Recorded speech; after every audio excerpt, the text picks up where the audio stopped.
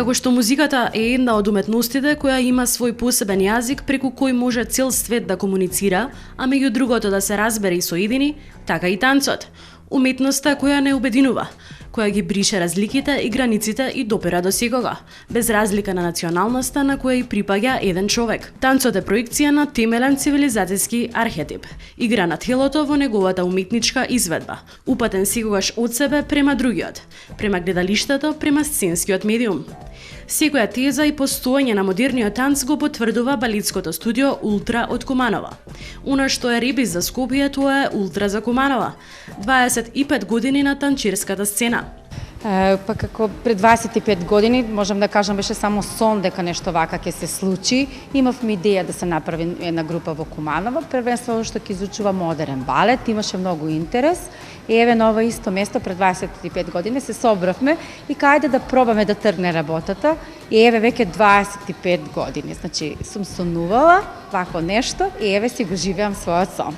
25 години јубилеј од нивното постоење и веќе речиси спремна, богата и воодушевувачка програма по тој повод. Така како бидејќи славиме 25 години јубилеј, ние веќе припремаме богата програма како би го обележале овој јубилеј.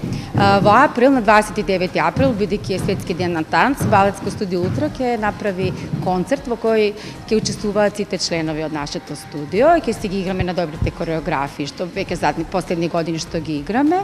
И на овој концерт ќе имаме повеќе гости од нашата држава, мислам најдобрите клубови, веќе некои како Брекалек од Скопје и други веќе се согласија да ни бидат наши гости. Тамо во септември, значи ќе имаме отварање на изложба на уметничка фотографија, каде што ќе бидеме представени нашите фотографии или се она што се работело во овие 25 години, а во ноември ќе правиме уште еден концерт на Ултра со тоа што тамо ќе бидат само најдобрите членови од балетското студио и ќе биде тоа балетска представа, нема да бидат посебни точки. Оваа година ни уште се спремаме и во мај ќе биде државното првенство и ќе се спремаме за светски и европски надпревари.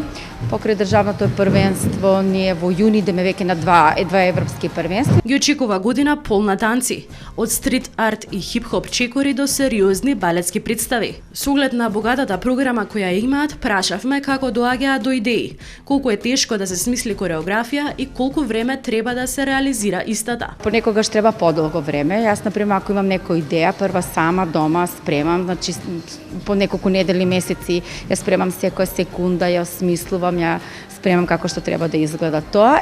После, кога ќе почнам да ја работам со децата, значи друг тип на припреми, нормално се менуваат некои работи, се спремаат, па може би некоја или поуспешните кореографии, секогаш ги правиме по неколку месеци. Значи, воопшто не е лесно, нити едноставен процес. А имаме кореографии кои сме ги правили за пократко време, едноставно дојде идеја, се вклопат децата во тоа, за кратко време па пак сме били успешни. Значи, може, различно е, за секоја кореографија башка.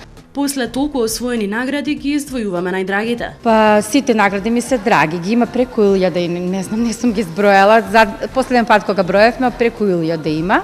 Еве ќе ги издавам бидејќи минатата година на државно првенство освоивме, мислам дека во 16 категории сме светски државни прваци.